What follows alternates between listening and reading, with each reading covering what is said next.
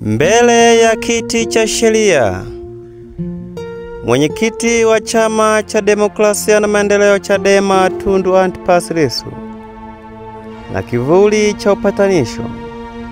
Leo mbele ya milango mizito ya mahakama, upepo wa historia ulipuliza kwa namna ya ajabu. Mbele ya majengo yenye kuta nyeupe, yenye harufu ya haki na hofu, alisimama Tundu Antipas Lissu, mwana wa neno, mwana wa siasa na mwana wa maumivu ya risasi. Alikuwa amevaa uso wa utulivu, lakini ndani yake kulikuwa na mawimbi ya kumbukumbu yaliyopishana kama upepo wa jangwani. Wakati wengi walitarajia kuona hasira au kejeli, Lissu alifanya jambo ambalo lilishtua waliokuwepo. Alipotazama pande zote, akauliza kwa sauti ya upole, "Yuko wapi Humphrey Polepole? Je, wameshamwachia au ni kama ya kina Mohamed Kibao?"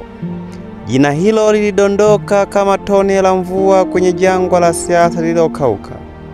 Mtu ambaye zamani walipishana kwa maneno makali majukwaani na katika hotuba za moto, leo alikuwa anatafutwa si kwa chuki, bali kwa udadisi wenye chembe ya utu. Wengine walibaki kimya, wakishangaa na wakijiuliza, inakuwaje mpinzani na adui mkubwa wa mtu aliyetekwa na kuwa wa kwanza kujitokeza kumuulizia, huku makada na wanachama wa chama chake wakiwa wamekaa kimya, kwamba wao hawajui kama ametekwa. Walibaki wakitazamana kana kwamba wameona miujiza. Wengine walicheka kwa kutokuamini, lakini kwa wale waliotazama kwa macho ya ndani, waliona zaidi ya swali. Waliona ishara ya mwanzo wa mabadiliko, au pengine tafakuri ya ndani ya mwanadamu aliyejifunza kutoka maumivu ya dunia. Kwa muda mrefu siasa za Tanzania zimekuwa kama uwanja wa mapambano ya maneno, ambako kila risasi ni kejeli na kila neno ni silaha. Lakini siku hii, mbele ya mlango wa mahakama, tuliona picha nyingine. Picha ya mwanasiasa ambaye amepitia joto la moto, sasa akipuliza upepo wa amani. Mbele ya mahakama, Lissu akamuulizia Polepole kwa kejeli, si kwa kejeli, bali kana kwamba anatafuta kivuli cha utu kilichopotea katikati ya midomo ya siasa. Swali lake lilikuwa kama kengele ya dhamiri, ikikumbusha wote kwamba hata katika uwanja wa upinzani bado nafasi ya ubinadamu ipo.